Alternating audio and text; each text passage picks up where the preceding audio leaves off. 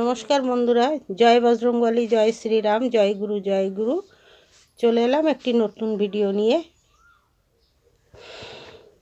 শ্যামা কালকে রাত্রিবেলা বসে বসে খুব কান্নাকাটি করছিল, দেখে খারাপও লাগলো। শ্যামা, তোমার উদ্দেশ্যে আজকের এই ভিডিও।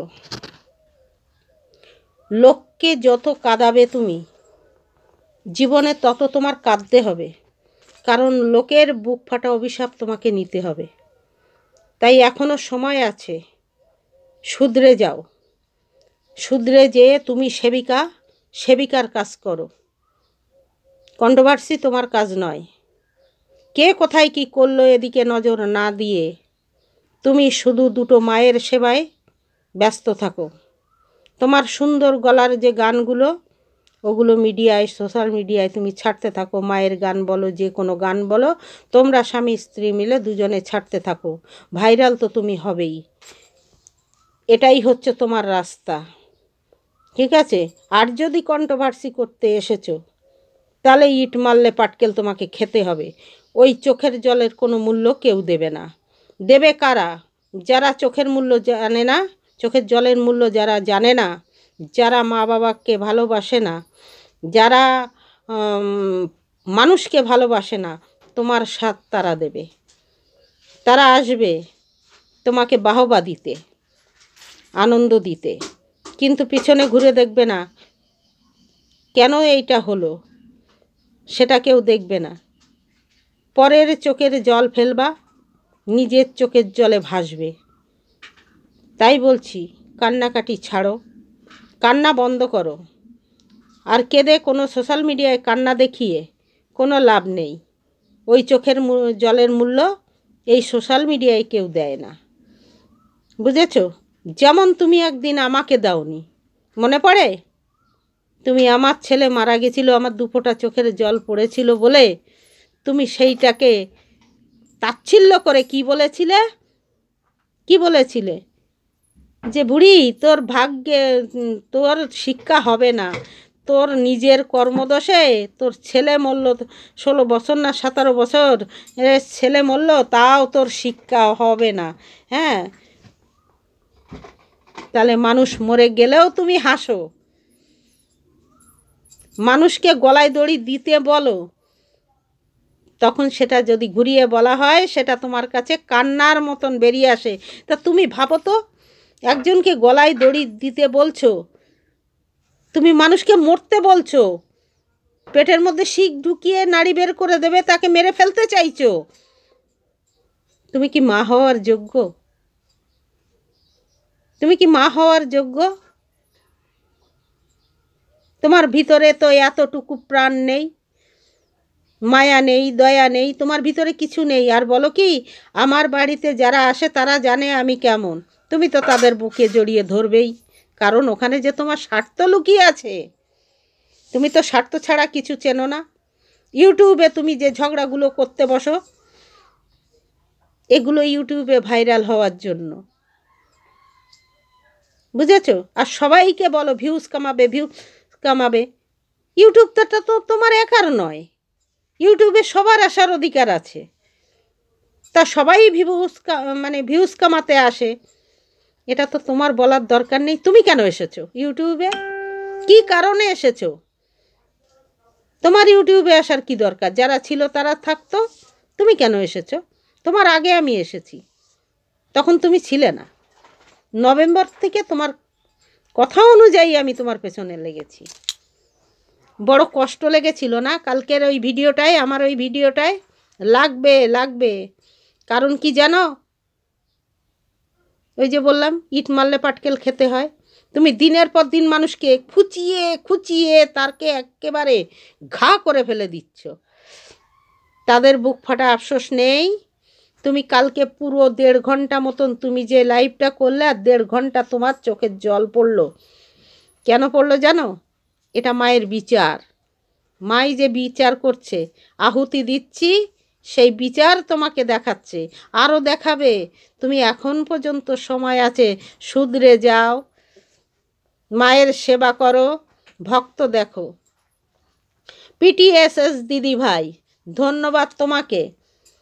সত্যটা তুলে ধরার জন্য ধন্যবাদ, অশেষ অশেষ ধন্যবাদ। কারণ এই পিটিএসএস দিদিভাই ওখানে গেছিল, লাইভ ভিডিও করেছিল, আমি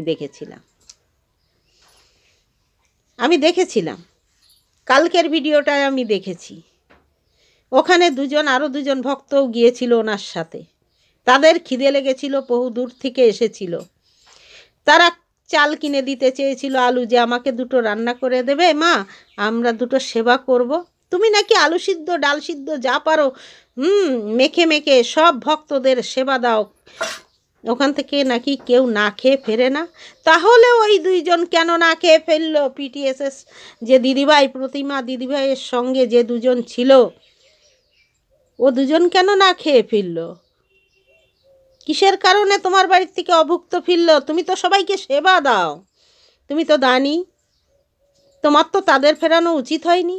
তারা তো নিজেরা কিনে দিতে চেয়েছিল, কালকের ভিডিওর মাধ্যমে যতটুকু শুনলাম। কারণ উনি তার সাক্ষী, যেহেতু ওনার সাথেই সেই 2জন ছিল। নিশ্চয়ই পিটিএসএস দিদিভাই, ওই প্রতিমা দিদিভাই মিথ্যে কথা বলবে না তোমার নামে। যেহেতু তোমাকে মা বলে ডেকে তোমার পর্যন্ত পৌঁছে গেছে সে, তাই তোমার নামে মিথ্যে কথা নিশ্চয়ই বলবে না। এরপরেও তুমি কি বলতে চাও? যে উনিও মিথ্যে কথা বলছে তোমার বাড়ি যেও? তোমার বাচ্চা কাঁদে, তোমার ঘরে রান্না নেই। তোমার মেয়ে ভিডিও করার তালে ভিড়ে আছে, তোমার ঘরে রয়েছে পান্তা ভাত, আর খাবার কিছু নেই। এই ভিডিওর তালে ভিড়ে ভিড়ে তুমি কি ভাবছো তুমি কি সাধনা দেখাচ্ছ? 24 ঘন্টা ভিডিওর তালে, লাইভ করার তালে বাচ্চা, ছোট বাচ্চা হাঁ হাঁ করে কাঁদছে, তার খাবার নেই। আরে আগে করো সংসার ধর্ম, তারপরে করো পরধর্ম। ঠিক আছে, আগে সংসার ধর্ম করো, সংসারকে বাঁচাও, মায়ের সেবা করো, তারপরে যাও তুমি ভিডিও করতে, কেউ বারণ করবে না। তুমি নিজের সংসারই সামলাতে পারো না, তোমার নিজের বাচ্চাই খেতে পায় না, টাইম মতো খেতে দাও না। খেতে পায় না মানে আমি দিতে যাই না, তুমি খাওয়াও, কিন্তু টাইম মতো তাদের দাও না। ঠিক আছে? আর মা 2টোকে তুলে নিয়ে অনেক কিছু বড় মানে আশা করে বসেছিল, কিন্তু সে আশার কপালে ছাই পড়ল। পরনিন্দা পরচর্চা বন্ধ করো। তুমি যে উদ্দেশ্যে নেমেছো, মায়ের সেবা, ভক্ত সেবা, সেই উদ্দেশ্যে যাও। সুন্দর গলায় গান গাইতে পারো, গান গাও, বুঝেছো? পরকে কাঁদিও না। আর মানুষকে মেরে ফেললে কোনো দিন রেষারেষি হয় না, তাই মানুষের মরা কামনাটা কম করো। তুমি যত মরা কামনা করবে, এমন না হোক ভগবানের খেলার ওই মায়ের লীলা এমন না হোক ওই মরা নিজেরই দেখতে হলো। সবে তো কেঁদেছো, আরও কিছু অনেক বাকি। 16 কলা পূর্ণ করতে যেও না, 108 ঘোড়া পাপের ঘোড়া পূর্ণ করতে যেও না। যতটুকু করেছো ওখানে স্থপা দাও, দিয়ে ভালো করে চেষ্টা করো পুণ্যের ঝুলি ভরতে। আমি খাওয়াচ্ছি, আমি দিচ্ছি, আমি সেবা করছি, আমি খাওয়াচ্ছি, এ পুণ্য না, এ পাপের ঘোড়ায় ভরা। আমি জীবনে শুনিনি কেউ খাইয়ে বলে খাইয়েছি খাইয়েছি খাইয়েছি। তোরা কি খাওয়াস? আমার মতো করে দেখা, খাইয়ে দেখা, সেবা করিয়ে দেখা। না বাবা, আমরাও তো সেবাধারী না, আমরাও তো দানি না, কিছু করতে পারিনি এই দুনিয়ার জন্য, ভবিষ্যতেও হয়তো পারবো না। ঠিক আছে, ছোট মানুষটি আছি, ছোটই থেকে যাই। তো বন্ধুরা, ভিডিওটা এই পর্যন্ত, আজকে বেশি বাড়াবো না। জয় বজরংবলী, জয় শ্রীরাম, জয় গুরু, জয় গুরু, জয় শিব শম্ভু।